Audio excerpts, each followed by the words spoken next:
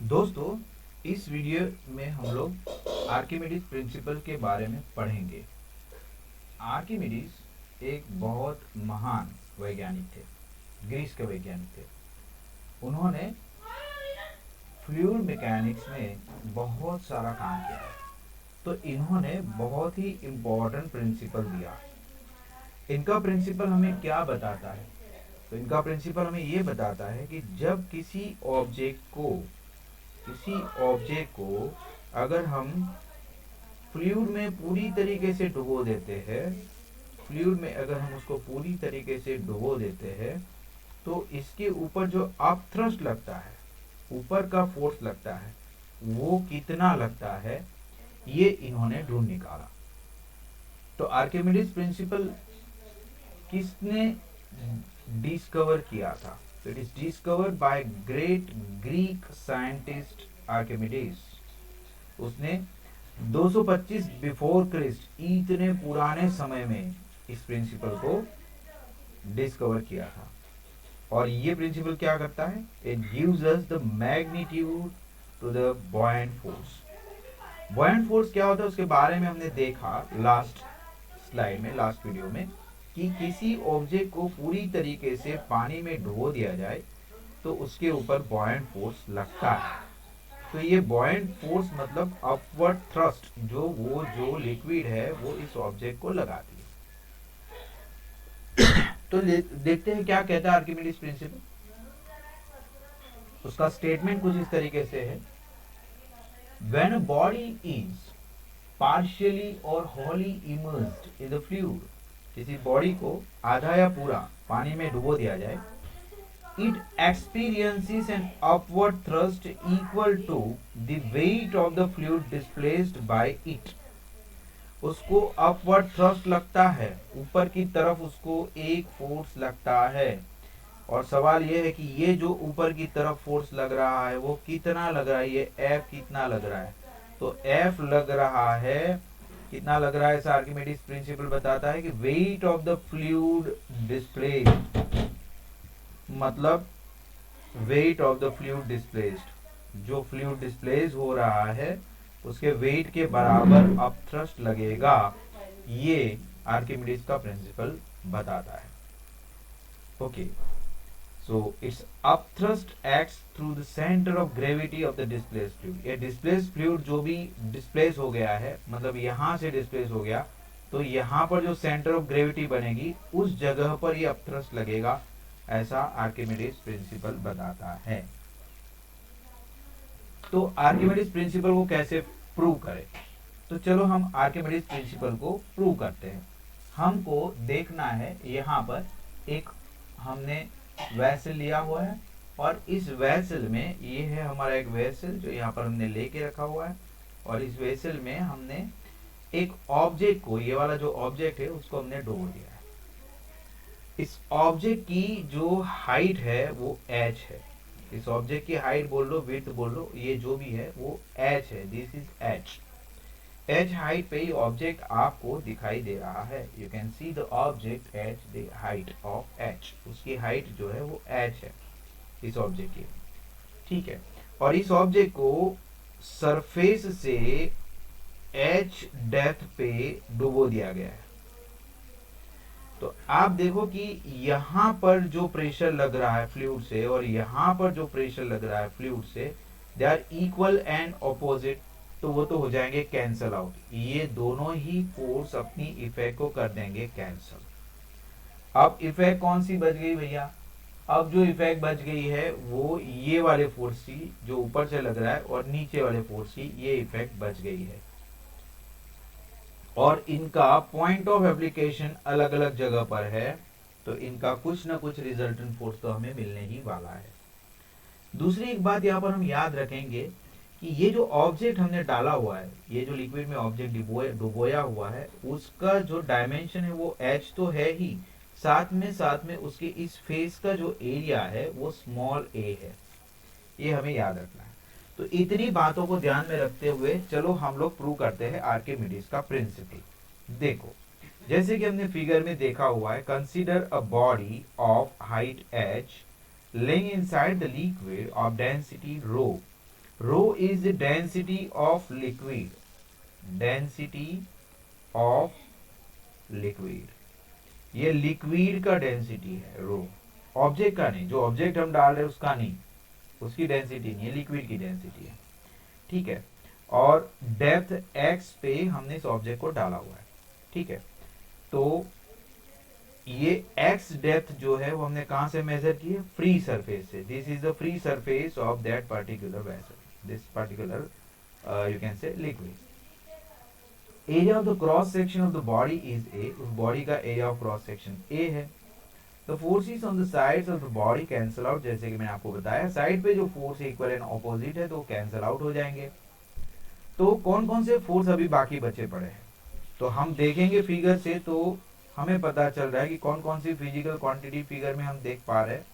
तो देखो हमारे पास दो फेसिस है जिसका हमें हिसाब किताब करना है। सबसे पहले जो है अपर फेस की बात करेंगे, the upper face, the upper face, upper face पे हमें जो भी प्रेशर लग रहा है उस प्रेशर का वैल्यू होगा P1 is equal to x rho g, जो कि हमारी फॉर्मूला है जो हमने डिफाइन की थी प्रेशर को पढ़ते समय। और प्रेशर एक्स रो जी लग रहा है तो फिर फोर्स कितना लगेगा, थ्रस्ट कितना लगेगा, F1 is equal to P1 into A. P1 की वैल्यू है एक्स रो जी जो यहाँ पर हमने देख ली एक्स रो जी, उसके साथ ए मल्टीप्लिकेशन में आ गया। ये वाला जो थ्रस्ट है F1 वाला वो डाउनवर्ड डायरेक्शन में लगने वाला है, नीचे की तरफ लगेगा डाउनवर्ड डायरेक्शन में। और उसी तरीके से नीचे का जो फेस है, लोअर फेस है, उस लोअर फेस पे प्रेशर P2 लगेगा जिसकी वैल्यू है x plus h rho into जी, ये इसकी वैल्यू है। और ये P2 जो है वो P2 लग रहा है नीचे के फेस पे, तो उसके ऊपर जो थ्रस्ट लग रहा है वो अपवर्ड लगेगा और उसकी वैल्यू होगी P2 into A which is x plus h rho g into A, और ये जो है वो अपवर्ड लगेगा। इस तरीके से दो थ्रस्ट लग रहे हैं, एक थ्रस्ट डाउनवर्ड लग रहा है, एक थ्रस्ट अपवर्ड लग रहा है। तो इस पर्टिकुलर ऑब्जेक्ट पे टोटल थ्रस्ट कितना लगेगा, तो टोटल थ्रस्ट मतलब रिजल्टेंट फोर्स इसके ऊपर जो लगने वाला है वो है F2 माइनस F1, और ये F2 माइनस F1 जो है वो जनरली अपवर्ड लगेगा, क्योंकि हम जानते हैं कि डाउन में, नीचे में थ्रस्ट ज्यादा होगा ऊपर के कंपैरिजन में, और उसी को हम लोग बोलते हैं अप थ्रस्ट। जब हमने अप थ्रस्ट को डिफाइन किया था तब हमने यही डेफिनेशन लगाई थी, ऊपर की तरफ जो फोर्स लगता है वो होता है अप थ्रस्ट। तो हमने अप थ्रस्ट को डिफाइन किया था तब यही डेफिनेशन लगाई थी। U की वैल्यू हो जाएगी F2 माइनस F1, F2 बड़ा है तो F2 में से ही F1 को माइनस कर लेंगे, तो F2 minus F1 is equal to x plus h rho g A minus x rho g A. हमें ये ध्यान में रखना है, जी इज द ग्रेविटी। आप जानते हो कि ग्रेविटी जो होता है उसको हम डेंसिटी इंटू वॉल्यूम से मल्टीप्लाई करेंगे तब जाके हमें मास मिलेगा। सो हमारा जो अप थ्रस्ट लग रहा है वो इस फॉर्म में आ गया, ए एच रो जी के फॉर्म में आ गया है। लेकिन हम जानते हैं कि A into h, A means area, area multiplied by height जो है वो तो वॉल्यूम ही देगा, it is nothing but a volume. So A into h is a volume, so A into H is equal to volume of the body. So volume of the liquid displaced U is equal to V into rho into G. That is mg. That is mg. Where m is what? Is the mass of the displaced liquid.